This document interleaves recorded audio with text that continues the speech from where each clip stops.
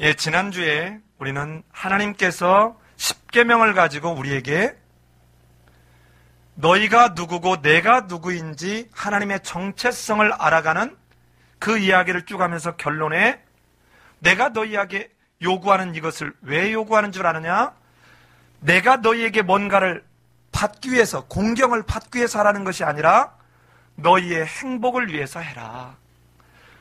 그러니까 너희가 이렇게 지키면 그 반대급부로 너에게 이런 걸 주겠다. 이런 인과응보적 관점이 아니라 이미 하나님이 너희에게 은혜로 주신 것들을 너희가 그 땅에 들어가서 계속해서 누리는 하나님의 은총의 방편인 것을 살펴보았습니다.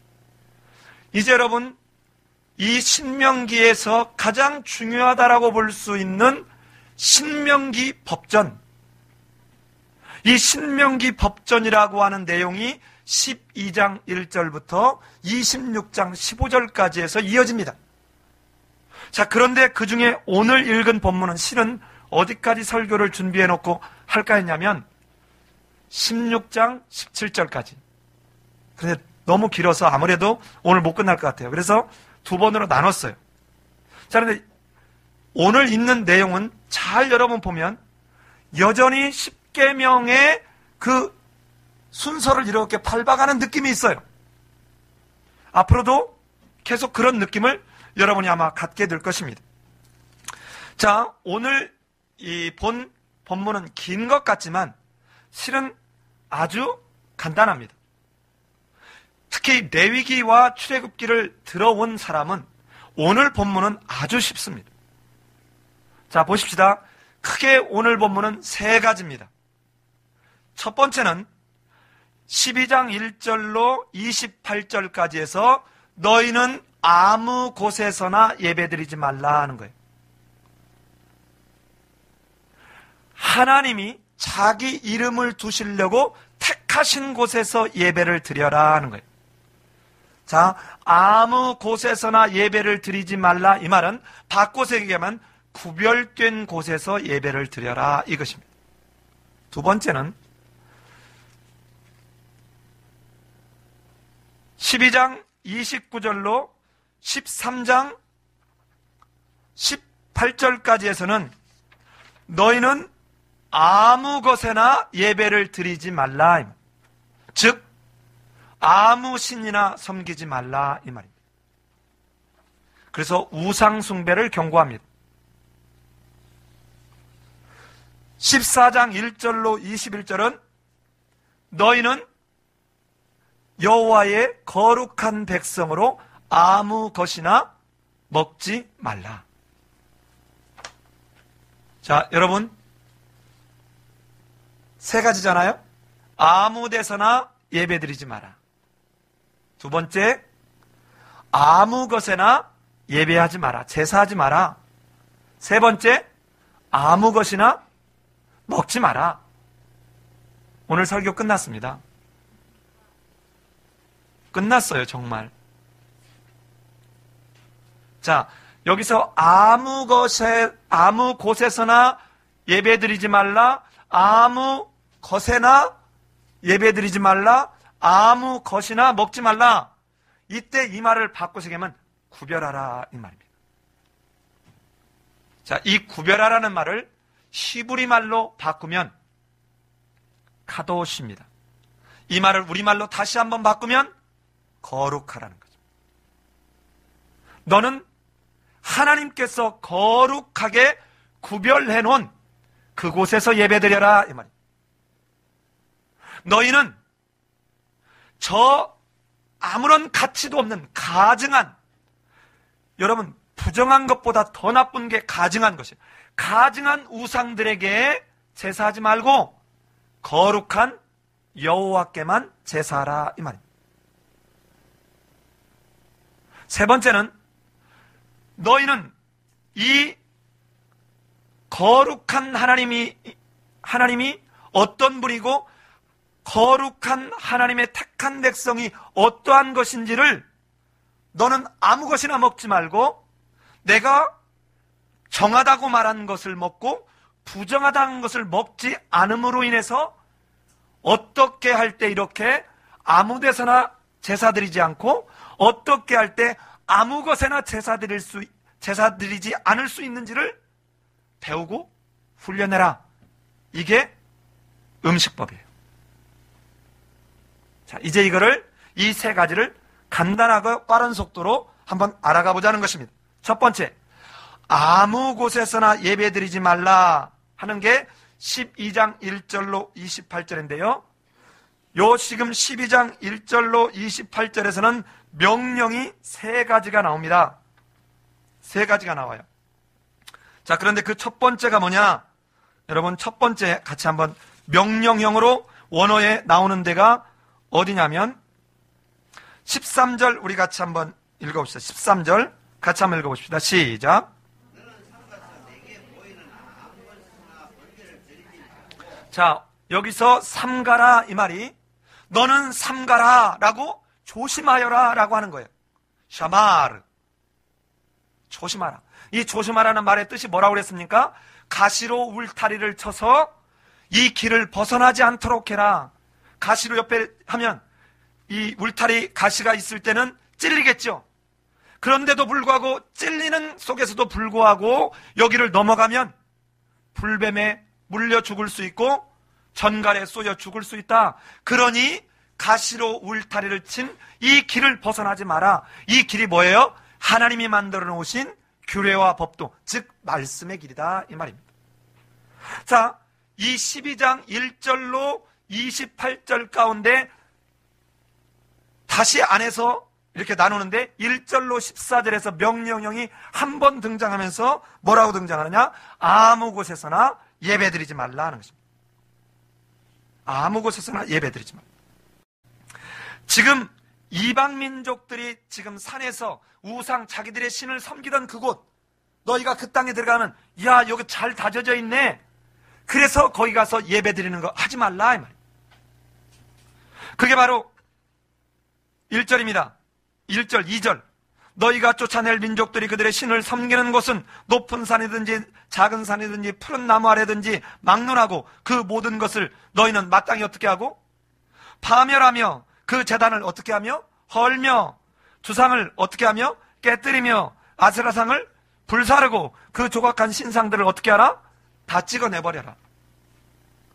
여러분, 우리 논리로, 인간의 논리로 하면 어떡합니까? 아이고, 이거 건축안에 돈 많이 들었는데요? 아깝잖아요. 그냥 활용합시다. 그런데 여기에는 철저하게 자기도 모르게 따라갈 수 있는 우상숭배적 방법, 우상숭배적 기구들이 있다는 거예요. 그러니 이런 것들을 다 철저하게 너는 네 방식으로가 아니라 하나님의 방식으로 예배를 드려라 하는 것이에요. 그런데 이런 곳에 가면 너희도 모르게 우상적, 이방적 예배를 드릴 수 있다 하는 것입니다.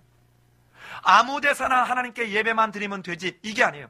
이게 오늘날 잘못된 이 한국 교회 모습이 뭡니까? 인터넷 예배입니다. 이게 잘못된 게 뭐예요? 무슨 예루살렘 성전에서 예배를 한다고 하고는, 그리고는 지성전에서 이걸 인공지능으로 쏘는 거예요. 예배가 뭔지를 전혀 모르는 사람들이 아닙니다. 자기 독선에 빠져 있고 하나님을 경외하는 것이 무엇인지를 깨닫지 못하는 사람들이. 여러분, 동시에 내가 원하는 곳에서 어디서든 예배드리면 된다라고 생각했던 사람들이 퀘이커 교도예요. 경건주의자들. 그래서 교회 가지 않습니다. 그래서 어떻게 해요? 자기 있는 곳에서 그냥 명상하고 자기가 예배드리면 되지, 이렇게 생각하는 것이에요. 잘못된 것입니다. 잘못된 것이에요. 히브리서에서 뭐라고 얘기합니까?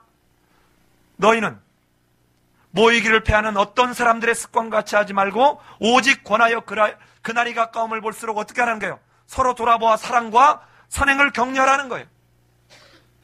그런데 오늘날 이런 모양 저런 모양으로 사람들을 꼬드깁니다. 그런데 오늘 본문에서는 이런 데서 예배하지 말라는 거예요.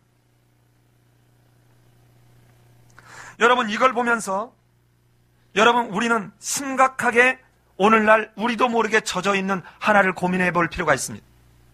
이게 바로 오늘날 행해지고 있는 워십 댄스라는 것입니다. 소위 말한 저 메모드 처치들에서 지금 하고 있는 게 뭡니까? 워십 댄스입니다. 이 워십 댄스의 그 근원을 잘 들어가 보시면 전부 다 과거에 이방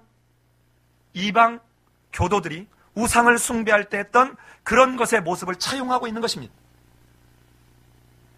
심지어 종교개혁 시대에는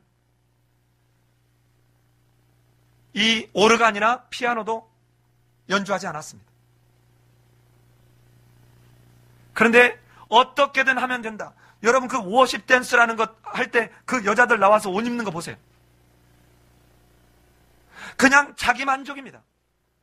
아주 절묘하게 현대의 어떤 문화, 예술을 그럴듯하게 차용했지만 이 뿌리를 바라보면 우상숭배적 이교도에서 했던 모습들이 그대로 젖어 있어요. 할렐루야, 하나님 앞에 영광의 박수 올리십시다. 하나님은 우리의 영광의 박수를 통해서 영광을 받으시는 분이 아니라 우리의 삶으로 하나님이 하나님 되심을 인정하는, 고백하는 삶이 있을 때 하나님이 영광을 받으시는 것이에요. 그런데 우리는 이렇게 하고 있다는 거예요. 그런데 여기서 오늘 보는 이 세 개의 단락 중에 반복적으로 나와 있는 말씀이 바로 4절입니다. 4절 한번 같이 읽어볼까요? 4절 시작. 너희의 하나님 여호와께는 너희가 그렇게 행하지 말라. 너희 하나님께는 그렇게 행하지 말라는 거예요. 하나님은 그런 거 원하지 않는다는 것입니다.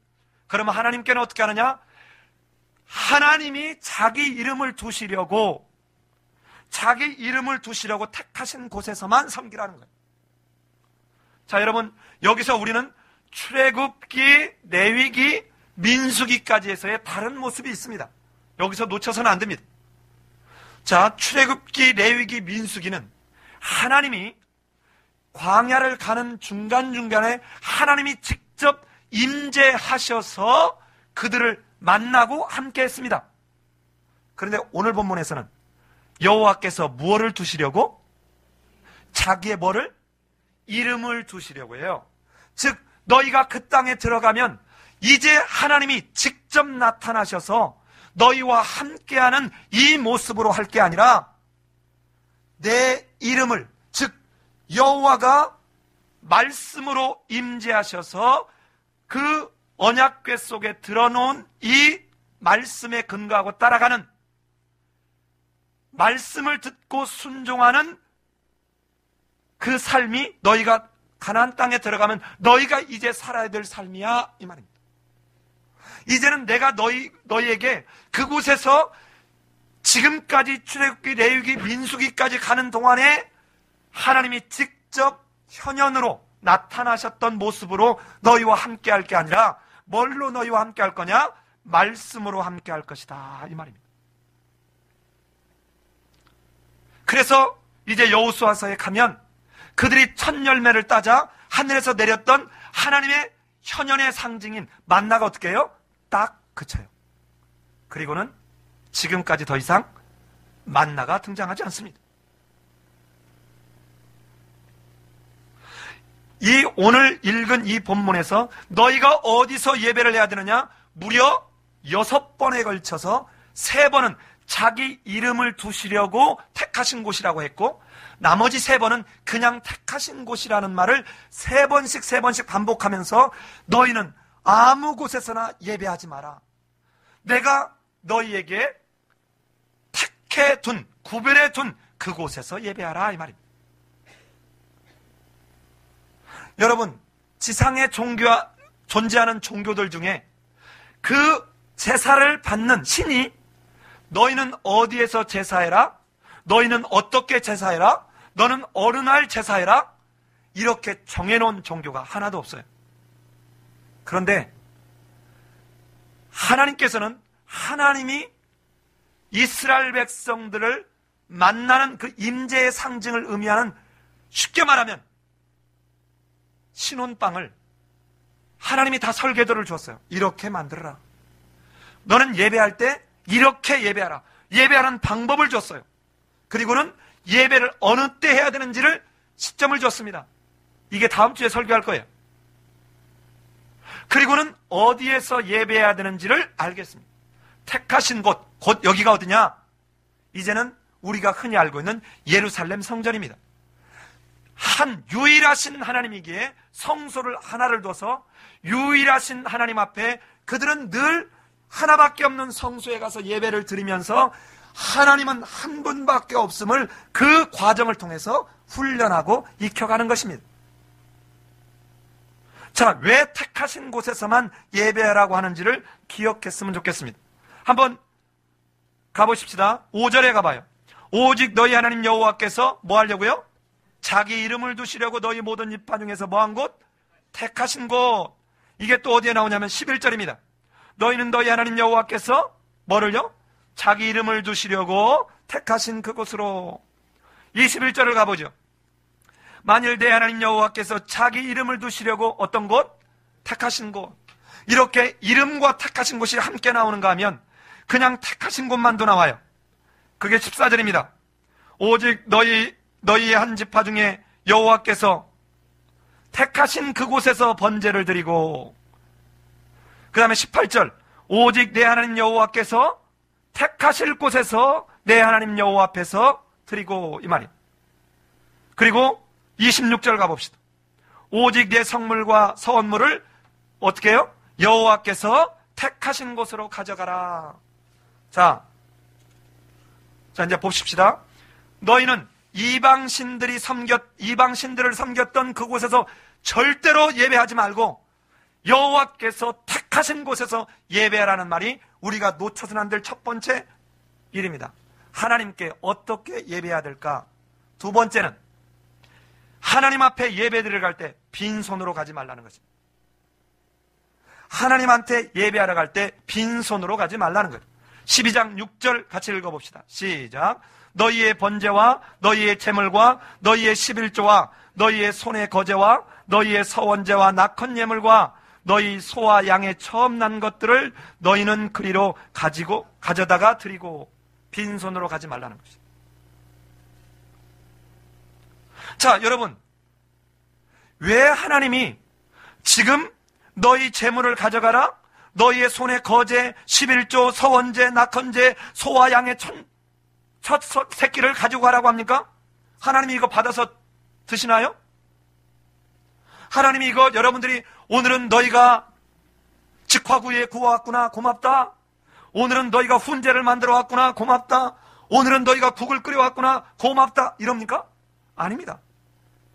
이것은 이 모든 것이 여호와께로 말미암아 내게 주어진 은혜요 여호와의 복주심으로 말미암았다고 하는 신앙의 고백, 하나님의 하나님됨, 하나님의 은혜 주심과 복주심을 인정하는 신앙의 고백을 너희가 이것을 통해서 끊임없이 잊지 말라 하는 것이에요. 자, 이 빈손으로 가지 말라는 말을 두 번이나 반복을 해요. 11절 가봅시다. 11절 같이 읽겠습니다. 시작. 너희는 너희 하나님 여호와께서 자기 이름을 두시려고 택하실 그곳으로 내가 명령하는 모든 것을 가지고 갈지니 곧 너희의 번제와 너희의 희생과 너희의 11조와 너희 손의 거제와 너희가 여호와께 서원하는 모든 아름다운 선물을 가져가고. 이렇게 두 번에 걸쳐서 너희는 빈손으로 가지 말라는 거예요. 여러분, 만약에 여러분이 헌금을 드리다가 이게 아깝다. 여러분 생각해봐요. 지금 생활비 쓰기도 힘든데 내가 한 300만 원 정도를 버는데 30만 원이면 사실은 적은 돈이 아니거든요. 그럼 이걸 드리다가 내가 아깝다는 생각이 들잖아요? 드리지 마세요. 이건 헌금 아니에요. 헌금 아니에요.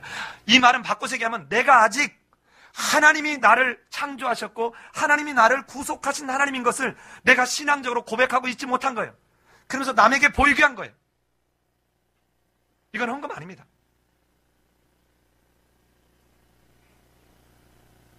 반대로 나는 성경에서 그렇게 얘기하는데도 나는 내 쓸 돈이 부족해. 그러니까 11조 드려야 되지만 나는 안 드려.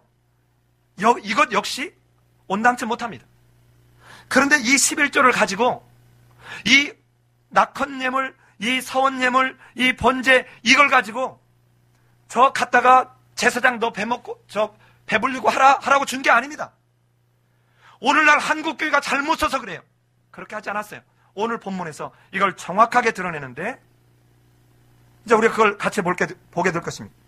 자, 첫 번째는 아무 데서나 예배 드리지 말라 했다면, 두 번째는 예배 드리러 갈 때 빈손으로 가지 말라 했어요. 이 빈손으로 가지 말라는 말은 예수님이 하신 말씀과 어쩌면 상당히 이렇게 대응되고 있어요. 너희가 하나님과 뭐를? 재물을 겸하여 섬기지 못할 것이다. 즉, 이 모든 것이 하나님의 은혜로 주어지고 하나님의 복주심으로 주어진 것을 고백하는 모습이 지금 예물을 가지고 가는 모습이에요.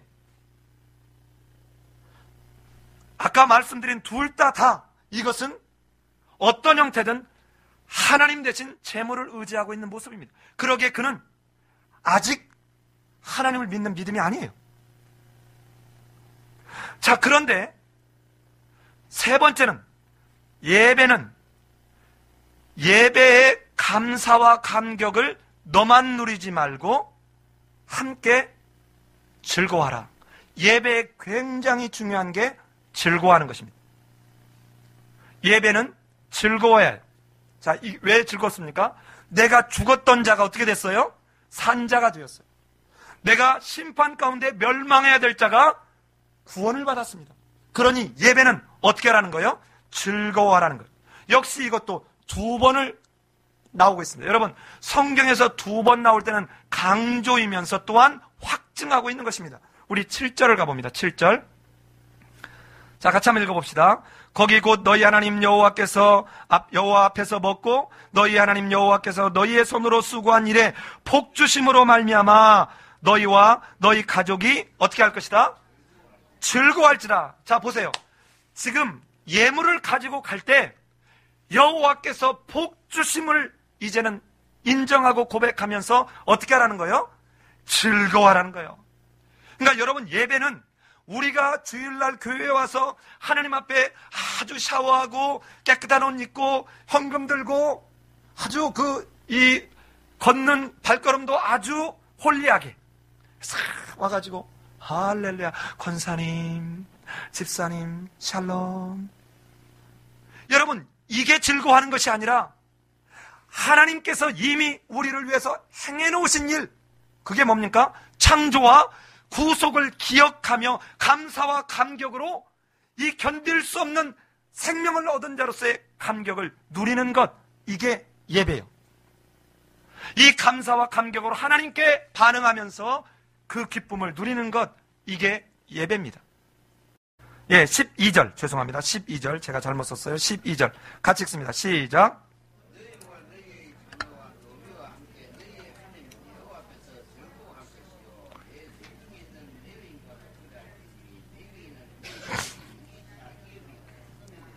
자, 여러분, 제가 이거 여러 번 설명했는데요. 레위기 할 때 얘기했습니다. 자, 저를 보세요. 레위기 할 때 내용이 뭡니까? 하나님께서 우리를 사랑하신 것을 어떻게 하라? 옆으로 흘러넘쳐라. 이걸 이해하기 위해서 뭘로 하면 됩니까? 폭포수가 위에서 아래로 하면, 비가 하늘에서 우리 인간이 한 것 아무 노력 없이 하늘에서 비가 이렇게 내려왔는데, 이 내려온 비가 그대로 땅으로 다 들어가 버리는 게 아니라 어떻게 해요? 옆으로 이렇게 흘러가죠. 하나님께서 은혜를 받았으면 어떻게 하라고요? 하나님께로부터 은혜를 받았으면 이 은혜의 감격을 옆으로 어떻게 하라고요? 나누어라, 흘려보내라 하는 거예요. 자, 그런데 오늘날 봐요. 내가 음식점을 합니다.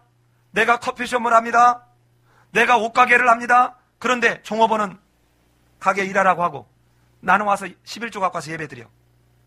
이 성경적 원리에 맞습니까? 안 맞습니까? 안 맞습니다. 그러니까 너나 내 자녀나 내 노비도 이 즐거움에 어떻게 하라는 겁니까? 참여하게 하라는 것입니다. 그런 의미에서 보면 여러분, 율법적으로 주일날은 음식을 사 먹으면 안 돼! 라고 율법적으로 이걸 하는 건 옳지 못하지만, 그런 의미에서 기독교인들이 주일날 매식을 절제해야 합니다. 이 하나님의 은혜를 진짜 받은 사람은 이 은혜를 두는 것은 사해바다와 같은 존재예요. 흘려보내야 합니다. 사해바다가 왜 이렇게 사람이 제가 가보니까 들어놓으면 이렇게 뜹니다. 그러니까 제가 그 튜브를 안 해도 이렇게 들어놓으면 안 빠져 죽어요. 예, 제가 실제로 해봤어요. 실험해봤어요. 얼마나 차가운지 몰라요. 이런 사해바다 같은 존재, 죽은 존재입니다. 죽은 존재. 은혜를 받았으면 흘러넘치고 함께 즐거워라는 것입니다. 자, 그리고 난 뒤에 마지막으로 너희가 제사를 드릴 때 이렇게 관념으로 하지 말고 실제로 제사 음식을 나눠 먹으라 는 거예요. 나눠 먹는데 여전히 아무 데서나 먹지 마라. 택하신 곳에서 먹어라. 아무 것이나 먹지 말라. 절대로 피는 먹지 말라. 자, 아무 곳에서나 먹지 말라. 아무 것이나 먹지 말라. 그리고 너만 먹지 말라. 어떻게 먹어라? 나눠 먹어라. 한번 가볼까요? 18절 갑니다. 자, 같이 한번 읽겠습니다. 시작. 18절 시작.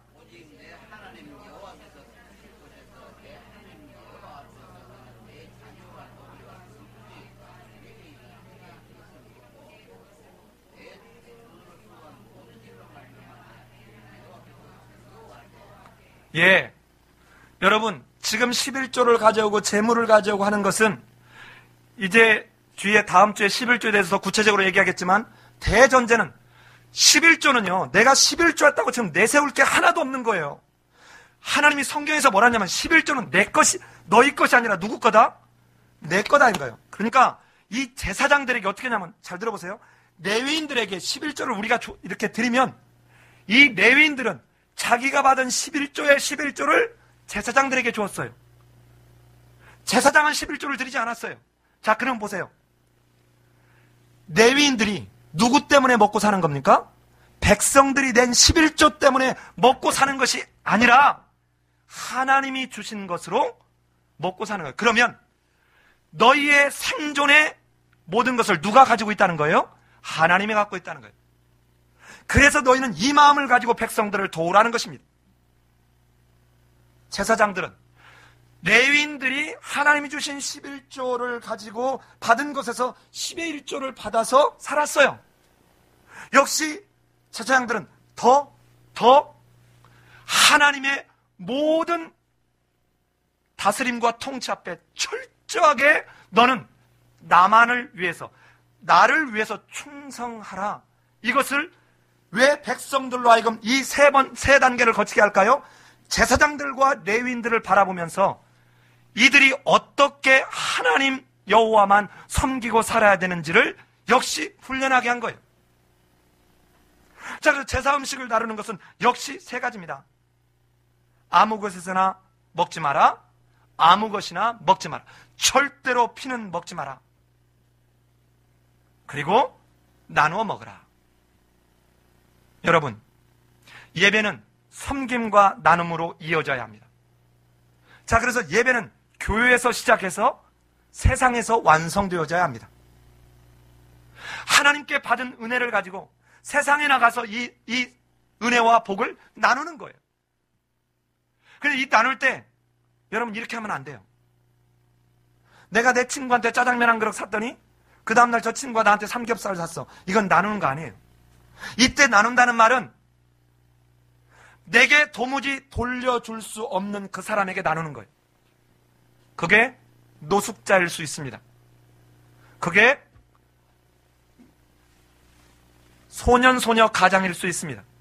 그게 독거노인일 수 있어요. 그게 시설에 있는 지체 부자유자일 수 있습니다. 여러분,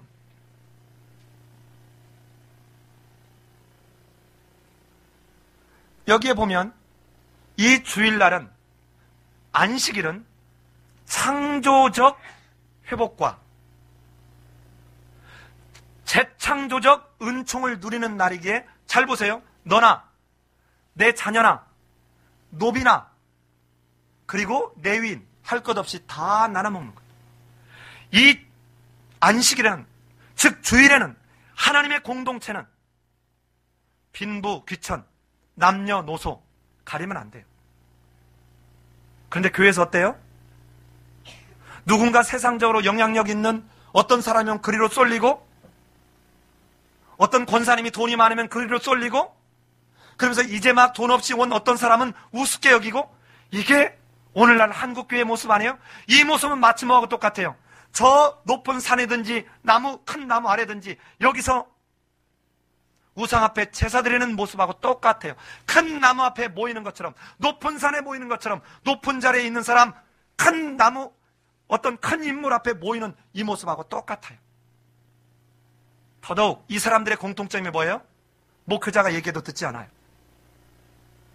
내가 그래도 장관인데, 내가 국회의원인데, 내가 박사인데 하고는 목회자가 아무리 얘기해도, 성경을 얘기해도 듣지 않습니다. 그리고는 성도들을 차별하고 성도들에게 아픔을 주는 것이죠. 자, 이처럼 너희는 아무 곳에서나 예배하지 말라, 예배할 때는 빈손으로 가지 말라. 예배의 가장 큰 동기는 너가 죄사함을 받은 그 감사와 감격 속에 즐거움을 누리고 이것들을 옆에 함께 나눠라, 이거였다면, 이런 걸 할 때 여러분, 네가 옳은 대로 하지 말라는 거예요. 자, 오늘 본문에서 이제 무려 3번이나 이런 말이 나옵니다. 자, 8절을 가봅시다. 8절을 같이 읽습니다. 시작.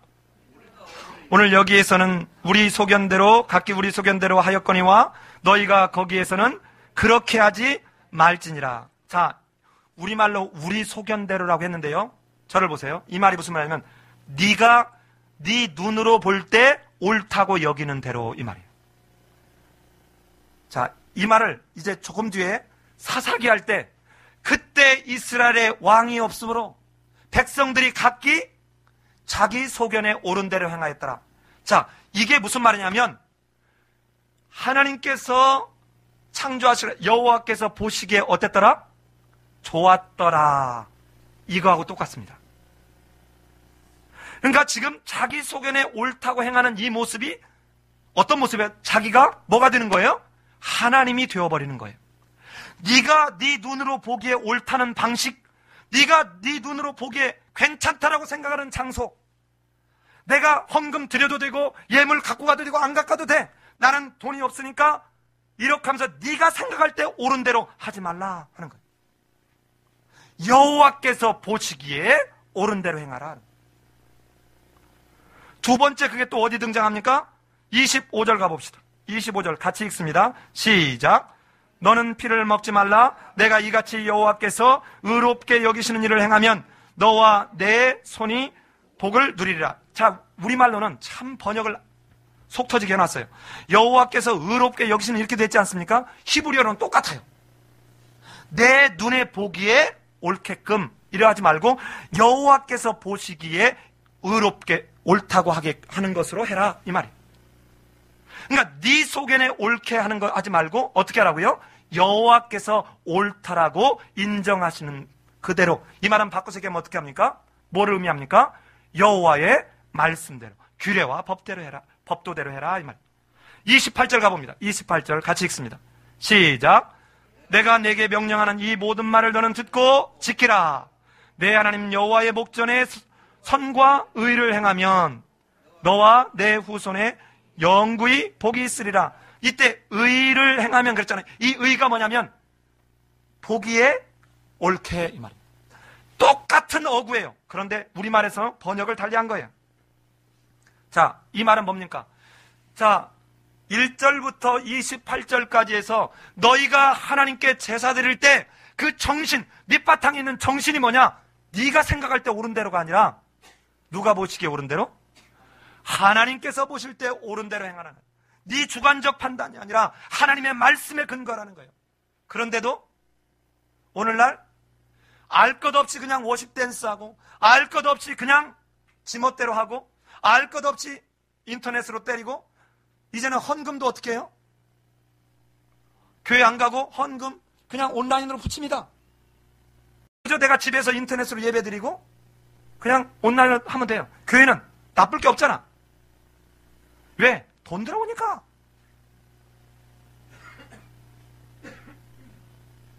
예배가 뭔지를 전혀 모르는 모습. 네가 옳은 대로 생각하지 말고 하나님의 말씀이 옳다고 여기는 대로 해라. 이 실수를 누가 했습니까? 아담과 하와가 했습니다. 자기들이 좋은 대로 선악과를 따먹은 거예요. 여러분, 이게 1절부터 28절에서 얘기하려고 하는 것입니다.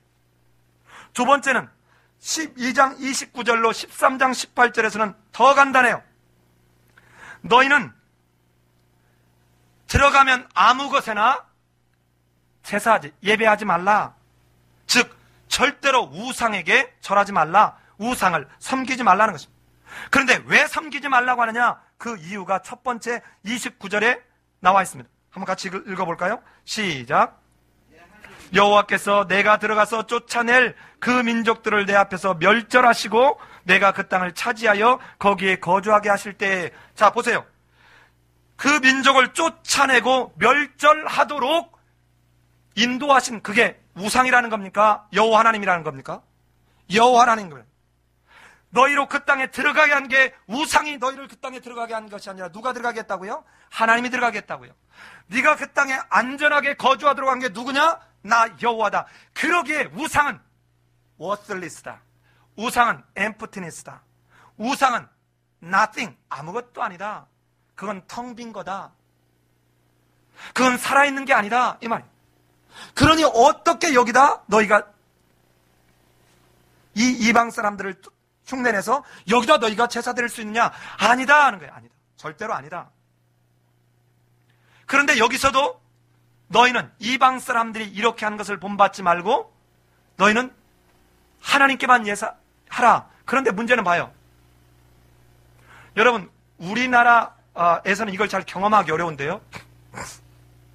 제가 이제 일이 있어서 태국이나 인도는 네팔을 간 김에 네팔과 인도를 쭉 여행을 했습니다. 그런데 이 인도에 가면 호텔 같은 데 가면 환영하는 마음으로, 환영한다는 그 표식으로 여기다 이렇게 점을 찍어줘요. 여기다 점을 찍으면 이게 뭐냐 하고 물어보면 이게 당신에게 복을 빌고 행운이 있기를 바란다고 무슨 이렇게 빨간색으로다 이렇게 점을 찍어준다고.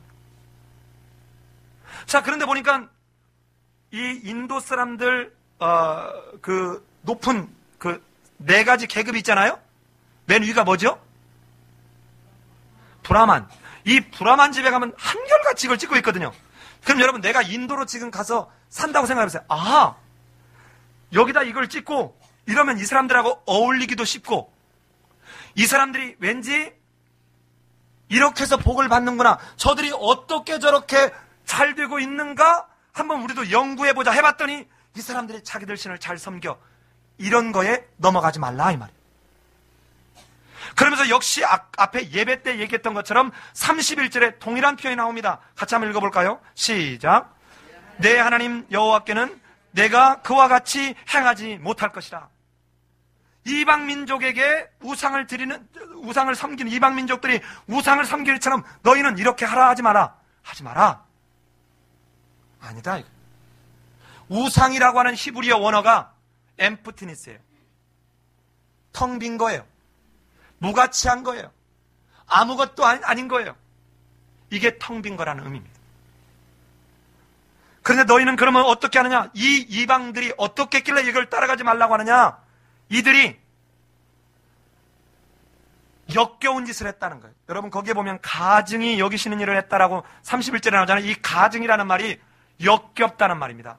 여러분, 역겨우면 어떻게 되죠? 토해요. 그러니까 도무지 토해낼 수밖에 없는 존재들이 되어버렸다는 거예요. 토해내버릴 수밖에 없는 존재들이 되었다. 너희는 이렇게 하지 말라. 왜 어떻게 해서 이 토해내버리는 존재가 되었냐?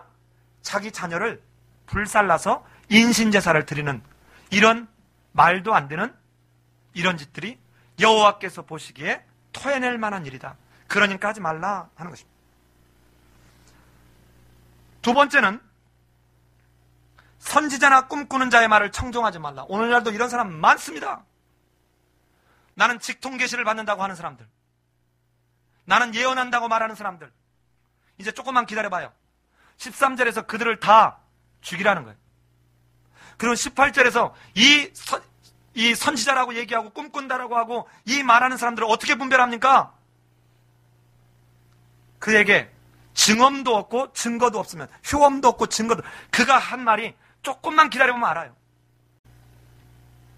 그런데 이 사람들이 어떤 거냐면 이적과 기사를 보여준다는 거예요.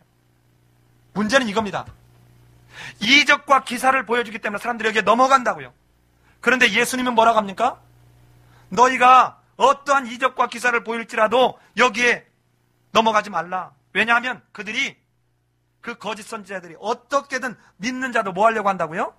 미혹시키려고 한다는. 미혹시키려고. 요한계시록을 바라보면 우리가 상상할 수 없는 기적을 이제는 그 짐승이 이적을 행하게 됩니다. 그런데 너희는 절대로 그 짐승이 신이라고 하나님이라고 생각하고 짐승의 표를 받지 마라 이 말이에요. 그 짐승을 섬기지 말라 이 말입니다. 그리고는 어떤 그들이 다른 신을 섬기자라고 꼬드겨도 거기에 가지 말라. 그리고는 그 선지자나 꿈꾸는 자들을 어떻게 하라? 죽이라는 거예요. 자, 이 죽이라 하니까 사람들이, 야, 사랑의 하나님이 이렇게 잔인하냐? 그런데 성경을 끝까지 읽어보라고요. 끝까지. 자, 여러분 한번 볼까요? 우리 13장 5절을 같이 한번 읽어봅시다. 13장 5절을 같이 시작. 그런즉 선지자나 꿈꾸는 자는 죽이라. 이는 그가 너희를 애굽 땅에서 인도하여 내시며 종되었던 집에서 속량하신 너희 하나님 여호와를 배반하게 하려 하며 너희 하나님 여호와께서 내게 행하라 명령하신 도에서 너희를 꿰어내려 말하였음이라. 너는 이같이 하여 너희 중에서 악을 제할지니라. 자, 죽이는 게 목적입니까? 이런 몇 사람을 죽여서라도 이런 악을 행해서 이스라엘 백성 전체가 하나님의 심판 가운데 놓이지 않게끔 예방하는 게 더 중요한 목적을 두고 있습니까? 여러분, 이거하고 똑같아요. 언젠가 이게 제가 몇 년도인지 정확히 기억을 못하는데 96년쯤 되지 않았을까 싶은데요. 서울에 엄청나게 비가 왔습니다. 그래서 2시간만 이 속도로 오면 한강이 범람한다고 그랬어요. 한강이 범람하면 서울의 약 40%가 잠긴다는 거예요. 이 40%가 잠겼을 때 만약에 북한에서 남침을 해오면 한국은 무조건 망한다. 이게 이제는 그 당시의 위기였습니다. 그래서 이게 사실인지 아닌지는 저도 몰라요. 그러니까 이게 너무 위태로우니까 그 당시에 저 고향 지역에 있는 이 뚝을 인위적으로 터뜨렸다 하는 말이 들려요. 그럼 여러분, 고향에 사는 사람들은 어떤 생각이 들어요? 아, 이 나쁜 놈들, 우리는 죽으라고 하고 서울을 살리기 위해서? 그런데 국가적으로 보면 여기에 서울이 40% 잠겼을 때하고 고향은 산, 농지, 농가가 이렇게 띄엄띄엄 있으니까 여기가 있을 때 예를 들어서 이쪽에서 100만이 죽을 거면 저쪽에 가령 예를 들어서 한 1000명이 죽는다 하면 여러분이 지도자라면 뭐를 택하겠어요? 1000명을 죽게 뚝을 터뜨린 걸 잘했다는 것이 아니라 이것을 통해서 무엇을 하려고 했는지가 우리는 놓쳐서는 안 될 거잖아요? 지금 꿈꾸는 자나 선지자들을 죽이라고 하는 하나님의 잔혹함이 아니라 이렇게 해서 자기 백성들을 보호하려는 하나님 아버지의 자기 자녀를 향한 사랑이에요. 왜냐하면 이들로 하나님을 배반하게 하고 이들로 하나님을 떠나서 전부 다 죽는 길로 가게 하기 때문에 언약을 맺은 이 언약이란 베리트라는 말이 어떻게 해요? 언약을 지키지 않으면 하나님도 하나님의 이름을 두고 맹세한 건 어찌할 수 없기에 하나님은 공의로우신 하나님이기 때문에 심판할 수밖에 없어요. 만약에 하나님이시기 때문에 자기 백성들이 잘못해도 그냥 용서를 해버린다면 예수 그리스도는 이 땅에 와서 죽을 이유가 없었던 것이죠. 그냥 하나님이 내 백성은 다 내가 죄 용서한다 이러면 되니까. 그런데 하나님은 하나님의 이름을 두고 하나님도 백성과 함께 묶였기 때문에 여러분과 나와 함께 묶였기 때문에 하나님이 먼저 그 약속을 지켜야 돼요. 그런데 이 백성들을 다 마치 저 노아 때 홍수로 다 쓸어버리는 이런 심판을 해야 될 상황이 벌어지기 전에 이들로 하나님과의 언약을 놓치지 않도록 하기 위해서 이렇게 꼬이는 이들을 반드시 죽여서라도 너희가 악한 데 빠지지 말라 이 말입니다. 두 번째는, 첫 번째는 선지자와 꿈꾸던 자요, 두 번째는 가까운 사람이에요. 누구? 너희 형제, 자, 우리 6절 한번 읽어봅시다. 6절. 13장 6절. 시작.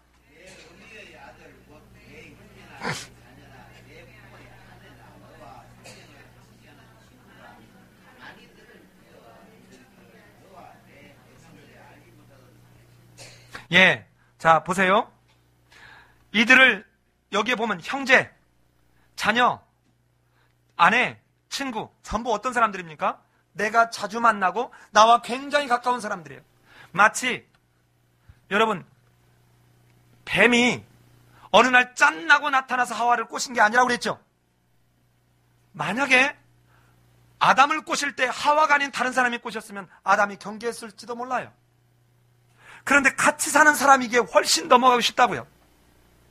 이런 사람들이 너를 이렇게 다른 신을 섬기자라고, 다른 신을 따르자라고 이렇게 꼬실지라도 너는 따라가지 말라는 거예요. 이 따라간다는 말이 무슨 말이냐? 묵인하지 말라 이 말이에요. 원어적 의미가 묵인하지 말라. 그런데 자기 자식이 막 이러면 내 새끼니까 하고 눈 감지 말라 이 말이에요. 그리고는 거기 덮어 숨기지 말고 라고 되어 있죠. 덮어 숨기지 말고. 8절에 가면 너는 그를 따르지 말며 듣지 말며 긍휼히 여기지 말며 애석히 여기지 말며 덮어 숨기지 말라. 이 덮어 숨기지 말라는 말이 무슨 말이냐면 비밀로 하지 말라, 피하지 말라 이 말이에요. 그리고는 어떻게 합니까? 그리고는 어떻게 하래요? 너는 용서 없이 그를 어떻게 하되? 9절에서 죽이되 죽일 때 내가 먼저 그에게 손을 대고 후에 뭇 백성이 손을 대라. 이들을 돌로 쳐 죽이라는 거예요. 역시 이들을 죽이는 것은 죽이는 게 목적이 아니라 11절을 한번 읽어봅시다. 11절 시작. 그리하면 온 이스라엘이 듣고 두려워하여 이 같은 악을 다시는 너희 중에서 행하지 못하리라. 자, 죽이는 게 목적입니까? 아니면 이런 죽이는 이 상황을 보면서 다시는 하나님은 살아계신 하나님이요 우상과는 다른 존재구나, 이걸 깨달아서 결코 이런 짓을 하지 못하도록 하는 경계의 표석으로 삼고자 하는 것 아닙니까? 자식을 사랑하기 때문에 그냥 말로만 이렇게 얘기했더니 애가 끊임없이 교만해져요. 말 안 듣습니다. 그래서 성경에서는 뭐라고 합니까? 차마 초달을 하지 못하는 부모는 자기 자녀를 사랑하지 않는 거래요. 세 번째는 13장 12절에서 한 불량배가 유혹해서 마을 전체가 다른 신들을 섬기는 일로 이렇게 꼬드겨서 마을 전체가 불량배에게 이렇게 위압돼가지고 섬기고 있다면 이 마을 전체를 진멸하라 이 말이에요. 여러분, 어느 동네 가면 온전히 우상숭배에 완전히 빠져있는 마을이 있어요. 예를 들어서 저기 경상남도 산청 옆에 가면 생불면이란다. 생불. 부처가 태어났다. 근데 교회가 생불교회가 있어요. 이야, 참 대단하죠? 생불교회. 부처가 태어남을 기념하는 교회. 그 동네 이름이 생불면이라는 데가 있답니다. 하여튼. 근데 되게 이름 따라서 가잖아요. 여러분, 불량배가 이렇게 위압을 하든 어떻게 하든 해서 다 이렇게 하면 사람도 가축도 성읍도 노획물도 하나도 남기지 말고 다 깡그리 불태우라는 거예요. 깡그리. 자, 그러면 불량배가 와서 위협할 때 두려울까요? 안 두려울까요? 두렵겠죠. 그런데 이렇게 깡그리 불태우라 이 말은 이 불량배보다 더 두려운 게 누구다? 하나님이시다. 그런데 이 불량배보다 더 두려운 이 하나님이 누구를? 너희를 지키고 보호하시니 두려워하지 말고 너희는 이방 사람들처럼 따라가지 마라. 이게 두 번째 우상 숭배에 대한 경고입니다. 자, 근데 이때도 우상 숭배할 때 이게 뭐 우상 숭배야, 조상을 잘 모시는 거지, 그러면 제사는 드려도 돼, 이게 가톨릭이잖아요. 그죠? 그렇죠? 자, 그런데 이때도 앞에 하고 공통적인 얘기가 바로 18절이에요. 18절 같이 한번 읽어볼까요? 시작. 내가 만일 내 하나님 여호와의 말씀을 듣고 오늘 내가 내게 명하는 그 모든 명령을 지켜 정직하게 행하면 이같이 되리라. 자, 보세요. 이때도 정직하게 행하면 이 말이 여호와의 눈에 보시기에 옳게, 아까 앞에서 했던 세 가지 경우하고 통일한 어구예요. 토시 하나 안 달라요. 그러니까 무슨 얘기입니까? 하나님 앞에 예배를 드리는 일이나 신을 섬기는 거 할 때 네가 생각할 때 옳은 대로 하지 말고 누구가 옳은 대로? 하나님께서 보시기에 옳은 대로 행하라는 거예요. 여러분 제발 모르면, 잘 모르겠으면 그때 목회자한테 물어요. 물어서라도 우상 숭배하지 않게 하고 자기가 옳은 대로 그렇게 하지 말고, 그 목회자가 다 알아서 물으라는 게 아닙니다. 그래도 여러분이 물으면 제대로 알려주려고 성경을 뒤지고 연구라도 할 거 아닙니까?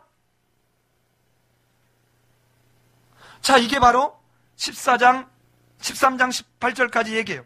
그리고 14장 1절로 21절까지에서는 이제는 너희가 누구냐?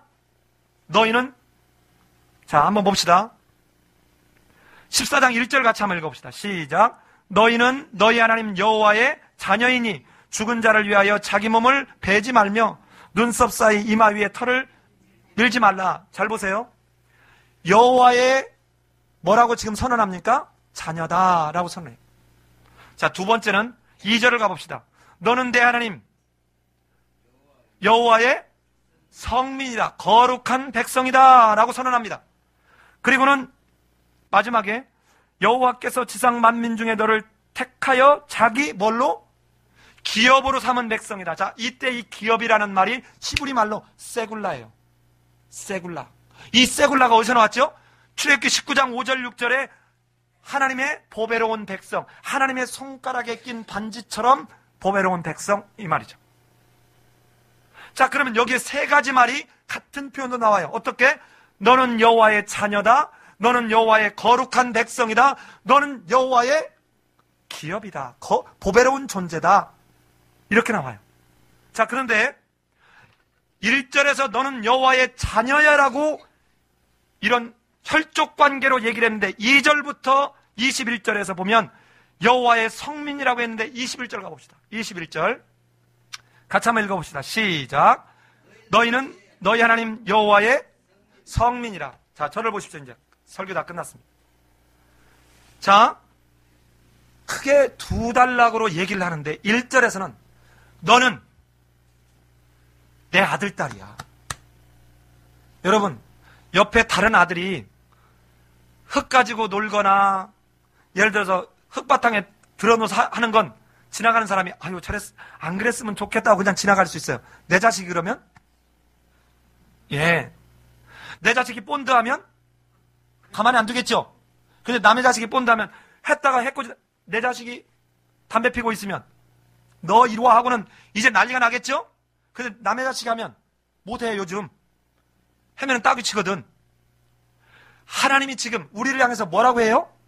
너희는 내 아들, 딸이래요. 그러기에 너희는 이방 사람들이 하는 것처럼 하지 마라, 이거예요. 그런데 2절부터 21절까지는 앞과 끝에서 수미 쌍관으로 어떻게 얘기합니까? 너는 나의 거룩한 백성이야. 이걸 양쪽에서 이렇게 싸고 있어요. 거룩한 백성, 어떨 만큼 거룩하냐? 여호와의 손가락에 낀 보배로운 존재일 만큼 너희는 거룩한 존재야, 이 말. 그러기에 너희는 이렇게 하라. 여러분, 이미 이 설교를 더 구체적으로 알고 싶으면 레위기 11장에 설교하는 것을 가서 보세요. 잘 들어보세요. 레위기 11장은 음식법인데 이 음식을 이렇게 먹으면 네가 건강할 거야 라고 하는 음식을 돼지고기는 먹지 마, 이거 얘기하려고 하는 본문이 아니에요. 저도 정직하게 고백컨대 어디 가서 성경 배우고 제가 12년 동안 이 성경 강좌 할 때 거의 한 10년은 이렇게 가르쳤습니다. 그런데 그 정도의 본문이 아닙니다. 그리고 어디에서도 그 레위기든 지금이든 네가 이렇게 먹으면 네가 건강해질 거야 라고 연결시키고 있지 않아요. 더군다나 정한 동물이라고 하는 이 동물이 정말 우리가 먹었을 때 건강하느냐 꼭 직결시킬 수가 없어요. 자, 그렇다면 이 레위기 11장과 오늘 본문에서 너희는 아무 것이나 먹지 마. 정한 것과 부정한 것을 구분해서 정한 음식만 먹어. 이 말은 무엇을 의미하느냐? 잘 들으셔야 돼요. 하나님께서 에덴 동산을 창설하시고 아담과 하와에게 선악과는 따먹지 마. 이 선악과를 따먹는 날은 너희는 정령 죽을 거야. 이것은 이 무엇가 먹으면 되고 안 먹으면 되는지는 누구에게만 오직 주권이 있습니까? 하나님에게만 주권이 있어요. 그러면 이 주권, 선악과나 만나는 하나님이 일방적으로 내려주셨고 매일 먹을 것을 거두고 그것 과다하게 하면은 하나님의 말씀을 듣나 안 듣나 시험하려고 하나님이 이제는 매일매일 이제 만나를 내려주신 거예요. 매출하기도 마찬가지입니다. 자, 선악과를 한 것도 하나님의 주권을 인정하고 하나님의 말씀을 듣는지 그 표징이에요. 만나도 역시 하나님의 말씀을 듣고 순종하는지 하는 그 표징입니다. 자, 그러면 요 정한 음식과 부정한 음식을 정한 게 누굽니까? 하나님이에요. 이걸 어떻게 정했는지, 왜 정했는지 그것을 물으라는 것이 아니라 하나님의 주권적 이 통치, 다스림 앞에 네가 얼마나 하나님의 말씀 앞에 순종하느냐 이겁니다. 자, 그러면 잘 보세요. 하나님의 말씀대로 정한 음식과 부정한 음식을 구별하는 이걸 했더니 하나님은 그들에게 말씀대로 순종하는 그걸 했더니 건강도 하나님은 복으로 좋게 하셨더라는 것입니다. 이걸 역으로 하는 것은 대단히 위험하다는 것입니다. 심지어는 김치를 먹지 말라, 뭐를 먹지 말라, 여러분 아닙니다. 자, 그렇다면 잘 보세요. 왜 꼭 음식을 가지고 얘기를 할까? 레위기 1장부터 10장까지 해서 10장에서 무슨 일이 벌어지죠? 나답과 아비후가 부정한 불을 들였다가 하나님의 거룩이 그를 삼켜서 죽어버려요. 자기 백성이 불에 삼켜서 죽는 이 모습을 보고 오늘 본대로 아버지이신 하나님이 자기 손가락에 낀 보배로움 같은 자기 백성이 죽는 걸 본 하나님이 잘 죽었다 그러셨을까요? 그 하나님은 자기 백성들이 이렇게 부정한 속에 있다가 거룩함, 하나님의 거룩 앞에 직면하면 하나님은 삼켜버릴 수밖에 없는 공의로우신 분이기에 이들이 죽지 않게 하고 싶어요. 그래서 이들로 그들의 삶 속에서 거룩하신 하나님 앞에 부정하게 나아감으로 죽지 않게 하기 위한 가장 좋은 게 그들의 시청각적 교육이에요. 그게 뭡니까? 그들 옆에 늘상 있는 짐승, 그리고 그들이 새끼 먹는 밥에서 끊임없이 일상 속에서 이것은 하나님이 정하다고 그랬어, 이건 하나님이 부정하다고 그랬어를 끊임없이 반복적으로 훈련하면서 하나님의 말씀을 순종해 가는 것을 훈련하는 것입니다. 자, 그런데 이것을 하나님의 말씀대로 순종했더니 우리에게 건강으로도 유익하더라. 이것에서 도를 넘쳐서 마치 레위기 11장처럼 섭생을 해야만 지금도 유효하다라고 주장하는 것이 유대인들의 음식법이었어요. 예수님은 뭐라고 했습니까? 마가복음 7장 14절에서 뭐라고 해요? 이제 다 어떻대요? 깨끗하다. 사도 바울은 어떤 식물로 형제를 정죄하지 마라. 입으로 들어가는 것이 나쁜 것이 아니라 입에서 나오는 것이. 자, 레위기적 섭생하면서 뒤에 가면서 남 정죄하고 남 흉보고 사기치고 거짓말하고 레위기 섭생하면 됩니까? 왜 그러면 예수님은, 사도 바울은 더 이상 음식법이 폐기됐음을 선언합니까? 잘 보세요. 여기 잘 들으셔야 돼요. 여러분, 레위기에서 말하는 구분이 세 구분입니다. 부정한 것이 있고 정한 것이 있고 거룩한 것이 있어요. 잘 들으셔야 돼요. 거룩한 것은 인간이 죽었다 깨나도 거룩하게 할 수 없습니다. 거룩한 것은 누가 거룩하게 하냐? 하나님께서만 거룩하게 할 수 있어요. 그러기에 거룩함은 하나님의 전적 은혜에 의해서 그래요. 그런데 하나님이 우리를 갖다 뭐라고 부른다고요? 지금 거룩한 백성이라고 감당할 수 없는 은혜로 우리를 택하여 주셨고 우리를 구원해 주셨다는 거예요. 그런데 이 거룩하신 하나님 앞에 부정한 상태로 가면 어떻게 된다고요? 삼킴을 당해요. 그러기에 인간의 책임, 하나님의 무한한 은혜를 받은 하나님의 백성으로서의 인간적 측면에서의 책임이 뭐냐? 내가 정결해지는 것입니다. 그래서 정한 음식과 부정한 음식을 구분해서 먹으면서 내가 하나님 앞에서 그 부정한 상태로 나갔다가 죽지 않는 하나님의 거룩의 은혜를 입기 위한 인간 쪽에서의 마땅한 책임, 이게 뭐라고요? 정해지는 거예요. 그런데 예수님과 사도 바울은 왜 이 음식법이 폐기됐다고 선언합니까? 우리는 거룩한 음식을 먹기 때문에 그렇습니다. 자, 구약시대는 정한 동물을 먹었죠. 그런데 우리는 뭐를 먹는다고요? 거룩한 음식을 먹습니다. 자, 예수님께서 잡히시던 밤에 떡을 떼시고 잔을 들어서 축사하시고 난데 이것은 뭐다? 거룩한 음료, 거룩한 음식이다. 이 뿌리를 가보면 이제는 사람들에게 돌판에 새겼던 하나님의 말씀으로 그 백성들을 끌고 가게 하는 게 에레미야 31장 31절에서 너희의 마음에 내가 하나님의 말씀을 새겨주겠다는 것이에요. 이 마음에 새겨준다 이 말이 말씀이신 예수가 이 땅에 오셔서 십자가에 죽어줌으로 완전히 이루는 이 구원의 완성, 이 구원의 완성을 기념하는 이 모습이 뭡니까? 거룩한 음식을 먹는 거예요. 이 예수가 내 안에 이제 내주하시는 거예요. 이 내주하시기에, 말씀이신 예수가 내 안에 내주하시기에 이제 누가 여호와가 누구인지를 묻는 자가 없게 될 것이다 하는 거예요. 그런데 우리는 뭐를 먹는 사람이라고요? 이 예수, 우리 안에 내주하시는 예수 그리스도가 이루는 구원의 완성을 기념하는 거룩한 음식, 거룩한 성찬을 먹는다. 자, 보세요. 거룩한 성찬을 먹는 정도의 거룩한 백성이 된 우리는 이제는 음식법이 우리를 얽어맬 수가 없습니다.